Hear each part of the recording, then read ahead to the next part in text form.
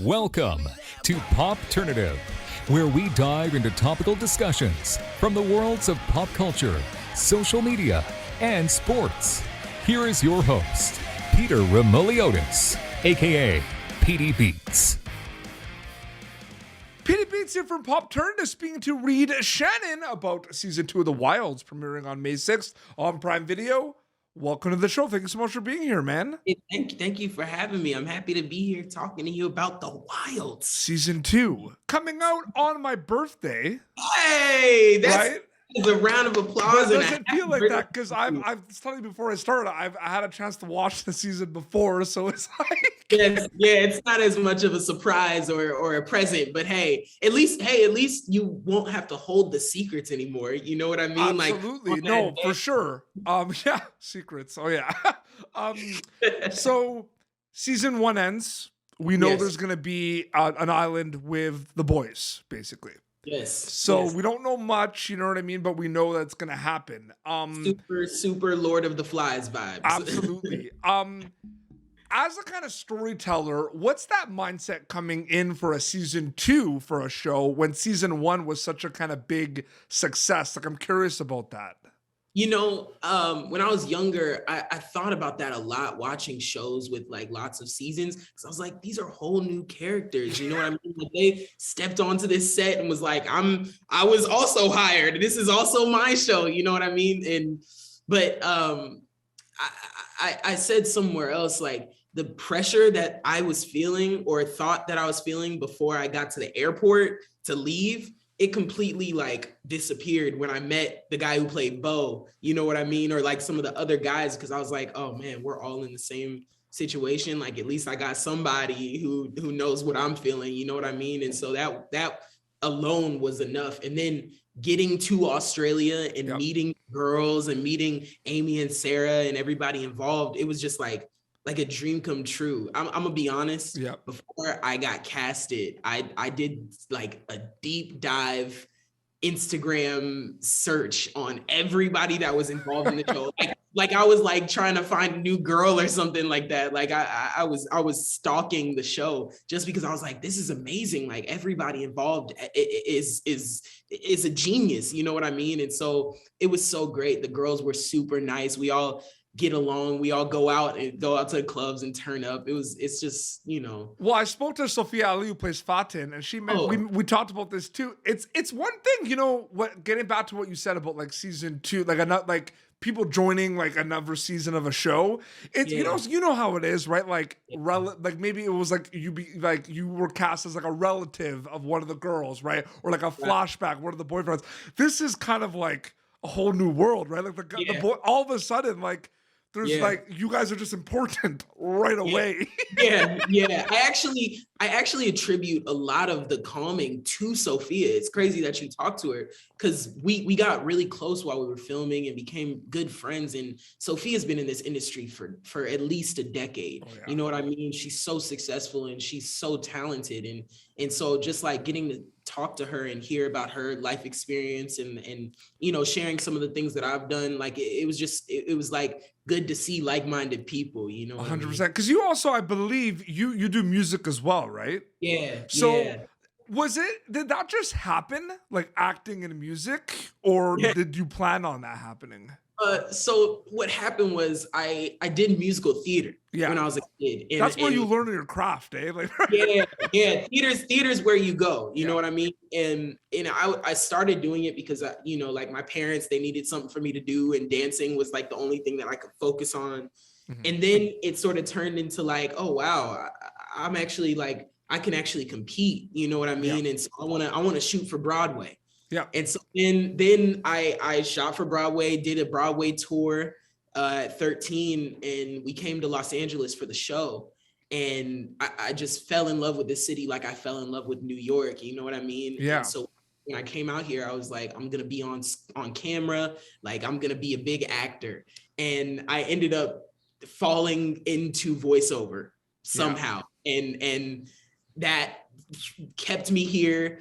And then I started like booking guest stars and stuff like that. And all throughout that, I was a bunch of people after Motown were like, hey, you should like try recording music and stuff like that. And so I ended up working with this guy. We made an EP, did a really big show at this place called Mint in Pico.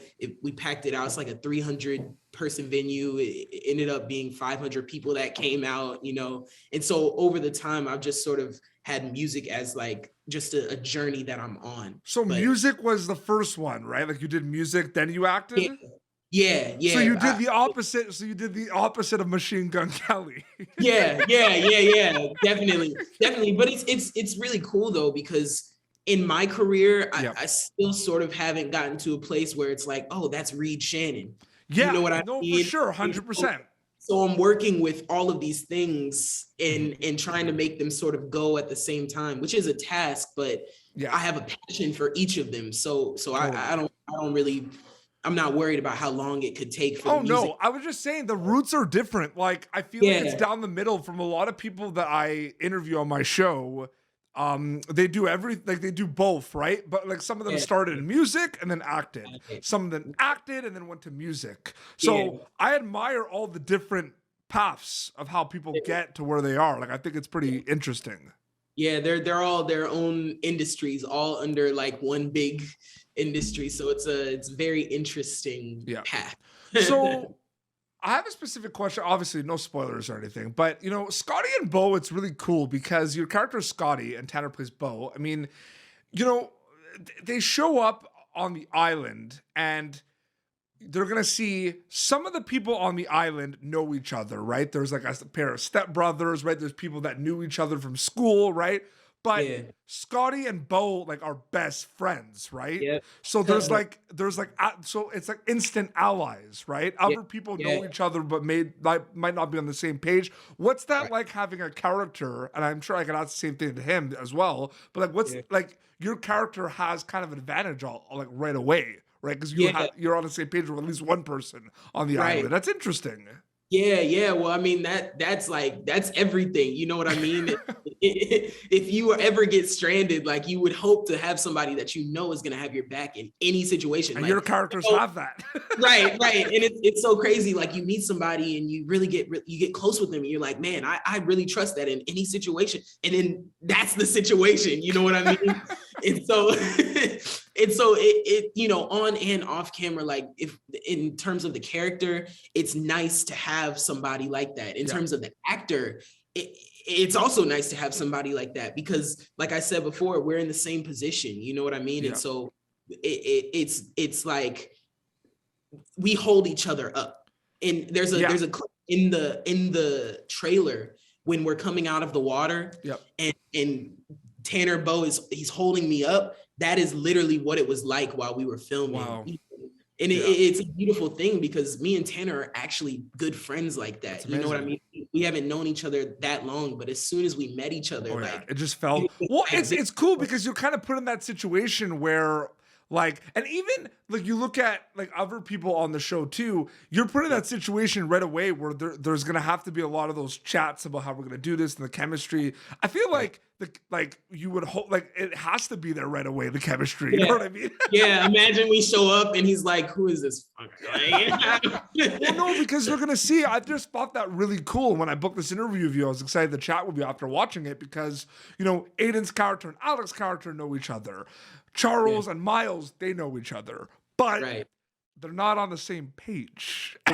Right. And I also think the relationship between Scotty and Bo is nice for the Wilds because that relationship was with Tony and Martha in the first season, but because of Shoney and you know Shelby and Tony's sort of thing going on, there's sort of that empty space of like, where's the friendship? You know, absolutely. And after watching the second season, I realized that like the second season, a lot is about friendship. Yep. You know what I mean? 100%. No, it is about friendship. Yeah. I feel like the show, and I feel like this is like flashbacks. Like the flashbacks are in a lot of TV shows and movies, Reed. I mean, I think like The Wilds hits the flashbacks out of the park. It's like one of my favorites. I will say this. The flashbacks are used to show, and your character as well, like Scotty, like you had problems before the island, and there's problems on the island. Right. And I think that is to just show that there is conflict. All these people on the island have dealt with a lot of conflict, right? Yeah. You know what? I think that the purpose of that is to humanize teens. 100%. You know what I mean? Like I feel like so much, even when I was, I'm 21 now, so I'm a little past that, but even a few years back, like I felt so misunderstood when at the same time, like the whole weight of the world was on my shoulders. 100%. And it may seem small, but like we're here to grow as humans. And teenagers, it seems like people just disregard it because they were like, oh, I was a teenager. I was a jag-off. You know what I mean? I did whatever I wanted. So they're just being bratty. But that's not the truth. They're trying to manage the first weight that they've ever felt in their life, And so I think that it's good. I think, honestly, that purpose is good for older people watching the show. Yeah, no, absolutely. It is for kids. Like, kids are going to relate, but older folks are going to be like, wow, like, the parallels between what they're going through on the island and back home aren't really that different. No, I'm still doing stuff. That's what's perfect. Now I like to kind of have a little debate about this now because okay, so like you look at the girls' island, the boys' island. There are some characters that it's like there's an issue with the audience in terms of sometimes they're rooting for that character and sometimes they're not rooting for that character. Yes. Okay, so in season 1 for me it was Leah and Fatin. Really? I think Scotty might be one of those characters for season 2. That's what's up. What do you think? Do you know what I mean by that though? Like, there's kind of that, like, you don't know sometimes. Like Charles's character Kieran, they're gonna see there's like a push and pull with the audience with this show. You know what I mean by that? Yeah, totally. It's like everybody is morally gray a little bit. You know what I mean? And that's what I love about Scotty, because he's not really morally gray at all. He's got swag. He's got a bit of sass. Yeah, he's like the stereotypical, like, I would do the same thing, like stereotypical Black dude, like, we got to look out for ourselves. Are you kidding me? But I love that because in a situation, well, he's outspoken. He's outspoken too. He is. And everything that he says, it's opposed to what other people are doing. Everybody's sort of like, what am I looking for? They're like attacking each other because they can't look at themselves. No. But because I have Bo, I'm like, well, I'm already looking at both of us. I don't need it. That's like my first question, right? There's the advantage with the ally. I'm telling you, that's huge. I'm glad you brought that up for sure. And, I'm so excited for people to see it, and I can't wait for people to see. There's one specific scene that I want to ask you about that I can't even imagine how much fun it was. There's a Frisbee scene where you guys are on the beach playing Frisbee. What was that like shooting that? What can you tell me quickly about that scene? Ultimate Frisbee. Well, it's actually crazy because a week before, they sent a note to everybody like, do you guys know how to play Ultimate Frisbee? And we were like, yeah, but it was so crazy because they didn't give us any of the scripts, like, until a week out. And so they send us messages like that. And we're like, what are we about to get into? But then we go out on set and I think they were setting up for a different shot or something like that. Yeah. And so we just started passing the Frisbee around, like playing, because, we're actors, but at the base of it, we're all little boys. Oh, absolutely. What I mean? Absolutely. And so we were like, a chance to like run around on the beach and play Frisbee? Hell yeah, And so we started passing the Frisbee around and having fun, and they started filming it. You know what I mean? As opposed to like setting us up how they had it written, they started filming it. And so all of the shots that are in that scene are all stuff like there's a dog pile in it, not to get too spoily, but that stuff actually happened. That was us. We weren't being our characters. We were actually playing. We didn't even know that they filmed that. And aren't you happy that that's like literally one of my favorite scenes? Like, that's cool, right? Yes. And not only that, but the music that they played in it made me so happy. It warmed my little Motown heart. You know what I mean? To hear some oldies, but goodies, So great. It was good. Very cool. Before we wrap up too, the communal aspect of the show is always there and it's never going away. What's it like being in a situation, if we talk about the perspective of your characters, where some people are kind of on board with being part of this community where they don't really have a choice at this point, Reed? They're on the island, but some continue to have a difficult time grasping that they have no choice. What do you kind of think about that push and pull with the characters as well? You know, honestly, you can't really blame anybody in a situation like that. You know, there are extremes, and you know what I'm talking about. There's extremes to dealing with this situation, but you can't blame anybody for the reaction, because who knows what they would do if they thought they were going somewhere and ended up on some island with no foreseeable future, you know, let alone kids who don't have any emotional stability or any, you know, it's a tough situation, you know, and you never know, like, and it goes back to that parallel thing. When you're here, you never know walking down the street who's out to get you.